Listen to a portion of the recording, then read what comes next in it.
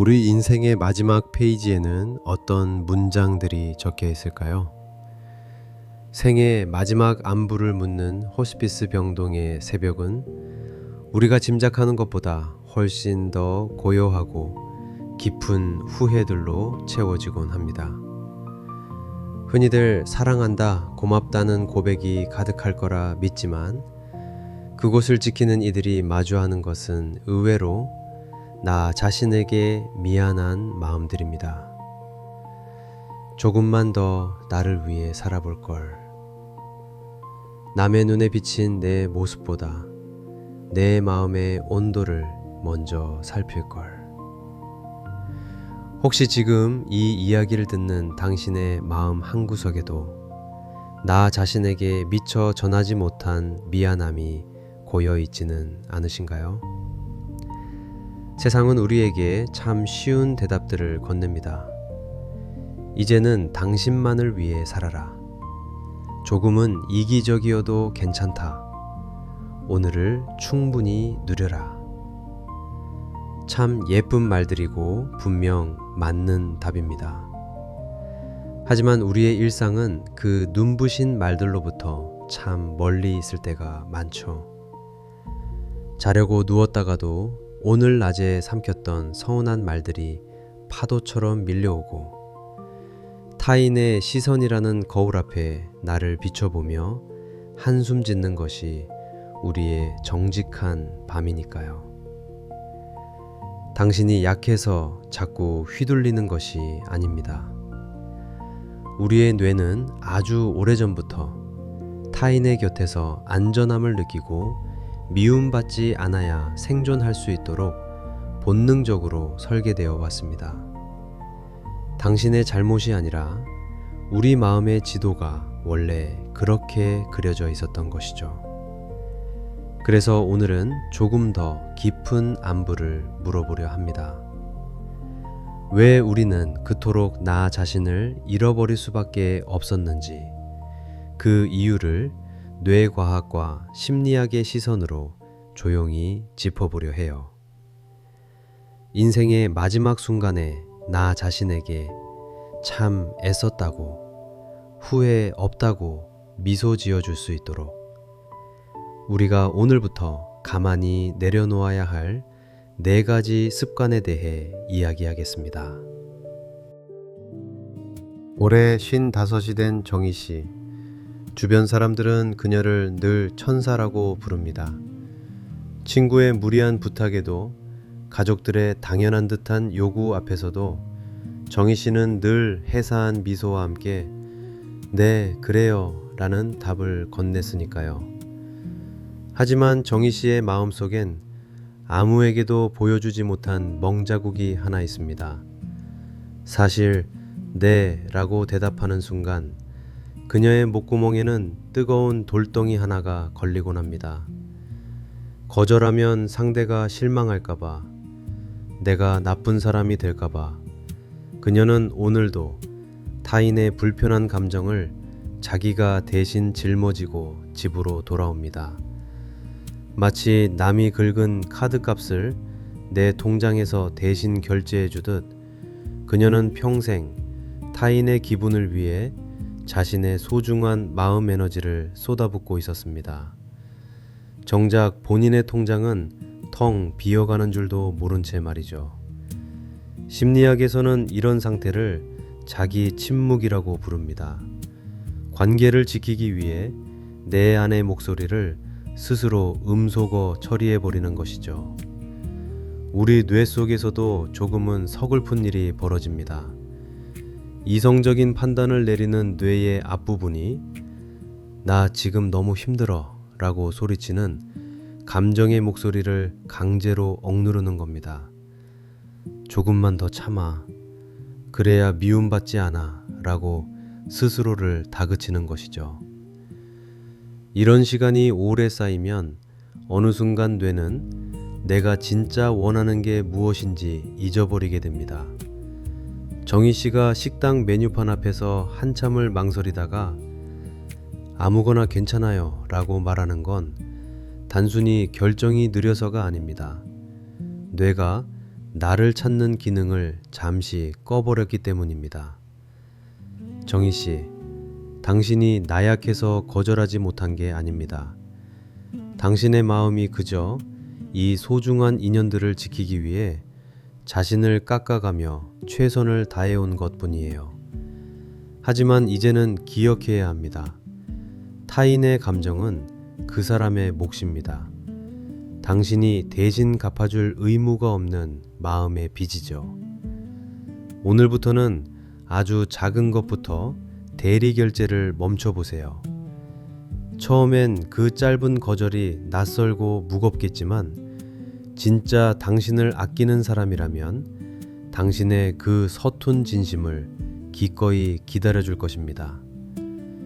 남의 기분을 살피느라 멍든 당신의 마음부터 먼저 쓰다듬어 주세요. 당신은 누구의 소모품도 아닌 오직 당신 인생의 가장 소중한 주인공입니다.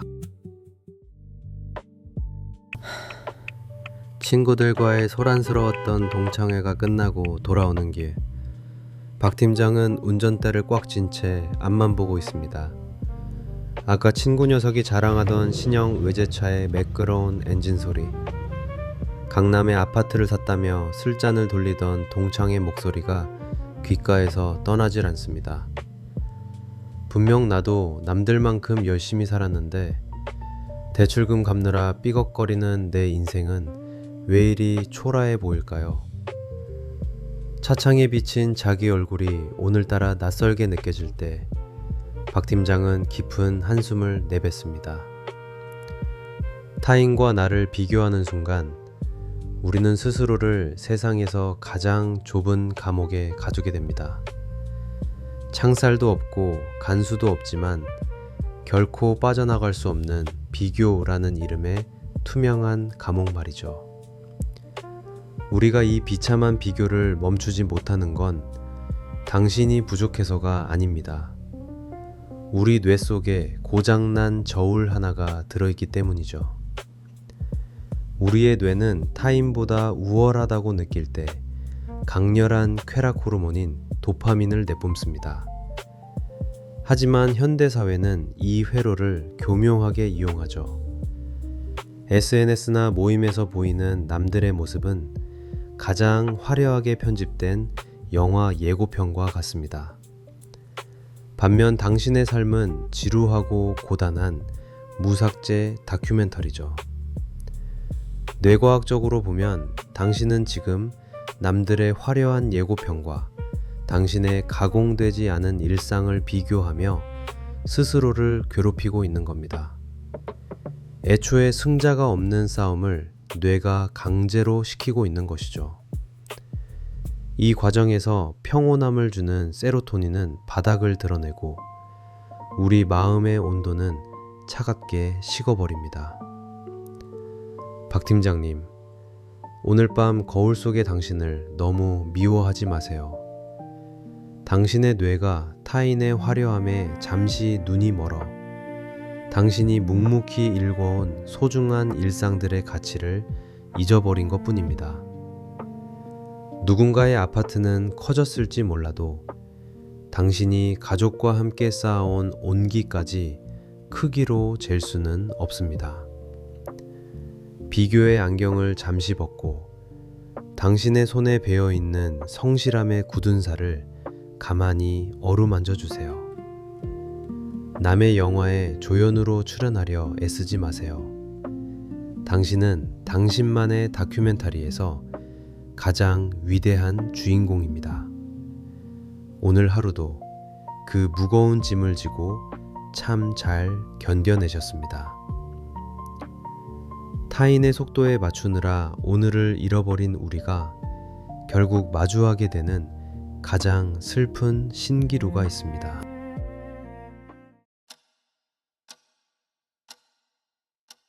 예순둘의 최 씨는 얼마 전 큰 마음을 먹고 값비싼 등산화 한 켤레를 샀습니다. 평생 자식들 뒷바라지하고 직장 상사 눈치 보느라 산 한 번 마음 편히 못 갔던 그가 은퇴하면 아내와 전국 명산을 누비겠다며 자신에게 준 첫 번째 선물이었죠. 조금만 참자. 은퇴만 하면 그때부터 진짜 내 인생이다.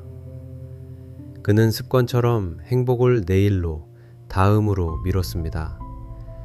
하지만 은퇴 후 첫 여행을 일주일 앞두고 받은 건강검진 결과는 가혹했습니다. 수술과 긴 치료가 필요하다는 의사의 말에 그는 신발장에 고이 모셔둔 흙 한 번 묻지 않은 새 등산화를 보며 무너집니다.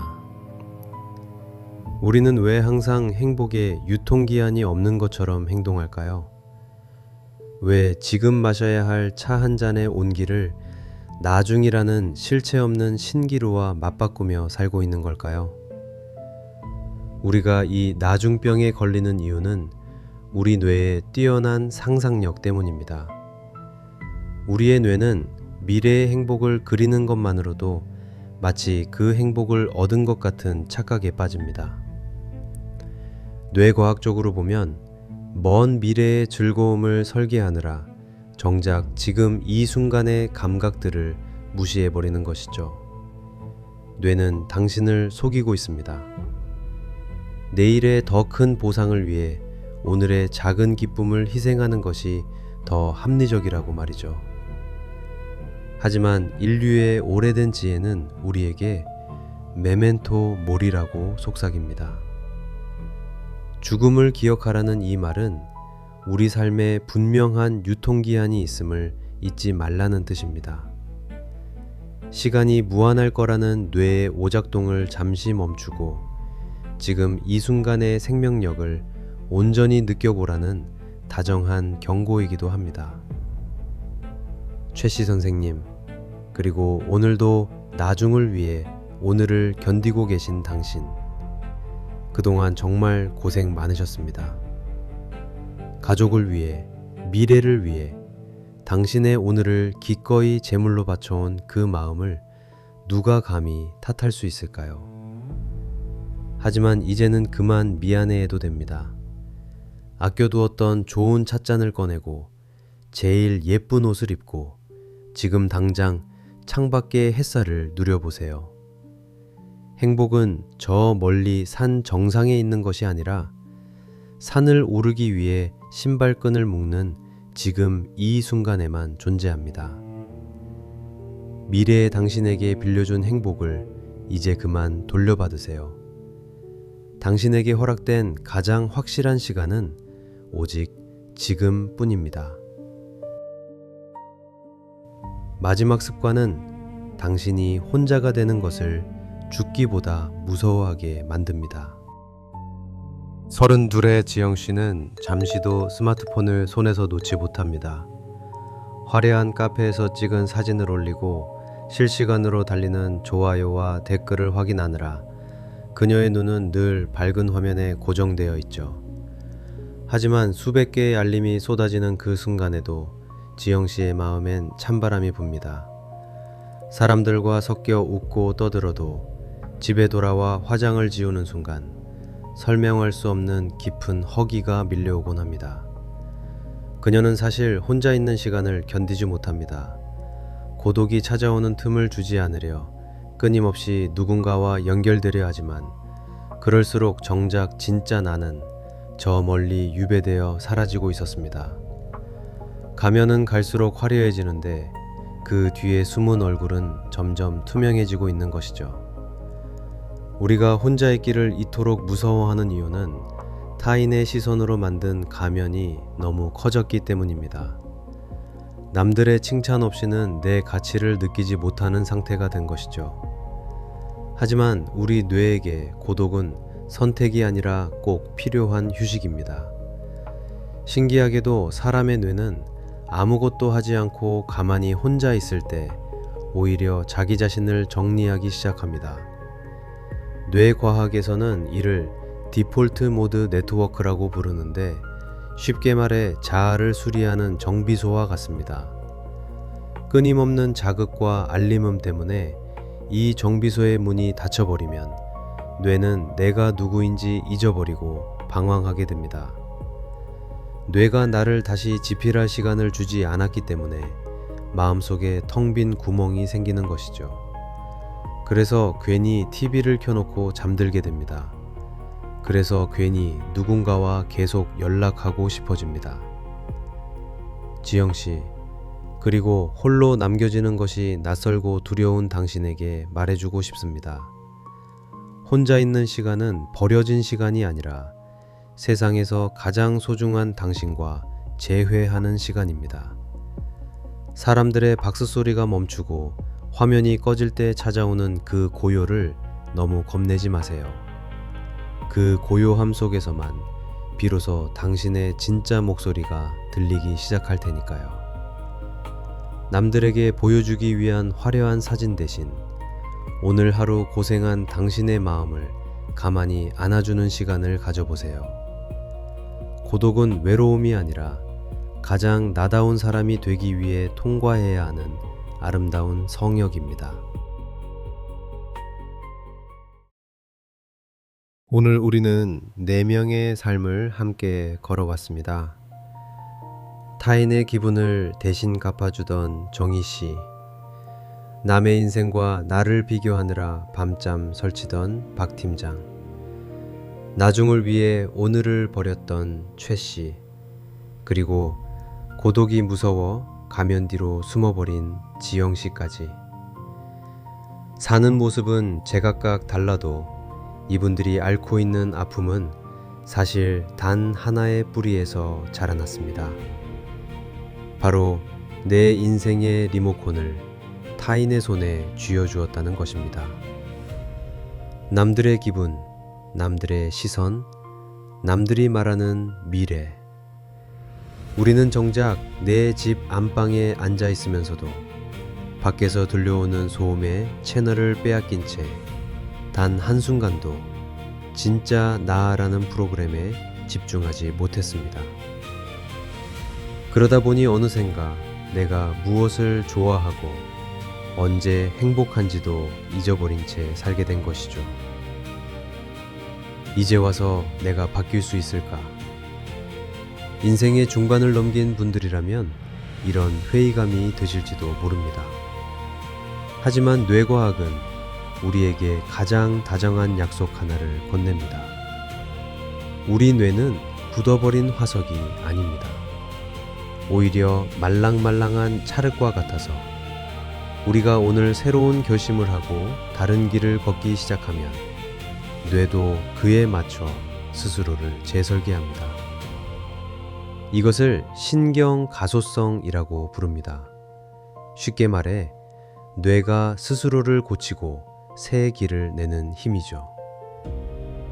오랫동안 남의 눈치를 보던 뇌회로가 깊은 오솔길처럼 굳어졌을 뿐입니다. 그 길을 걷지 않고 오늘부터 나를 먼저 아끼는 새로운 길을 걷기 시작하면 뇌는 그 길을 단단한 대로로 만들기 시작합니다. 처음엔 낯설고 어색하겠지만 매일 조금씩 나를 위한 안부를 묻다 보면 뇌는 반드시 당신이 원하는 모습으로 응답할 것입니다. 인생의 끝에서 후회하지 않는 유일한 방법은 거창한 성공이 아닙니다. 지금 당장 남의 손에 들려있는 내 인생의 리모컨을 다시 찾아오는 것입니다. 미안하지만 여기서부턴 내 방식대로 살겠어. 이 짧고 단호한 선언이 당신의 뇌를 깨우고 당신의 영혼을 구원할 것입니다. 당신의 뇌는 당신의 그 한마디 결심을 아주 오랫동안 간절히 기다려왔습니다. 여기까지 긴 여정을 함께 해주신 당신께 묻고 싶습니다. 오늘 우리가 만난 4사람 중 당신의 마음을 가장 아프게 찌른 사람은 누구였나요? 혹시 그들의 모습에서 당신의 지친 그림자를 발견하진 않으셨나요? 그동안 정말 애쓰셨습니다. 남의 기분을 대신 갚아주느라 혹은 남과 나를 비교하며 채찍질하느라 누구에게도 말 못하고 속으로만 삼켰던 그 고단한 시간들을 누가 다 알 수 있을까요? 하지만 이제는 그만 미안해 하셔도 됩니다. 당신이 그동안 남들에게 내어주었던 그 따뜻한 정성, 이제는 아주 조금만 떼어내서 당신 자신에게 돌려주세요. 당신은 누군가를 만족시키기 위해 태어난 존재가 아니라 오직 당신 자신이 되기 위해 이 세상에 왔으니까요. 오늘 이 영상이 끝나고 거울을 본다면 당신 자신에게 딱 한마디만 건네주세요. 그동안 참아왔던 미안함도 좋고 대견하다는 칭찬도 좋습니다.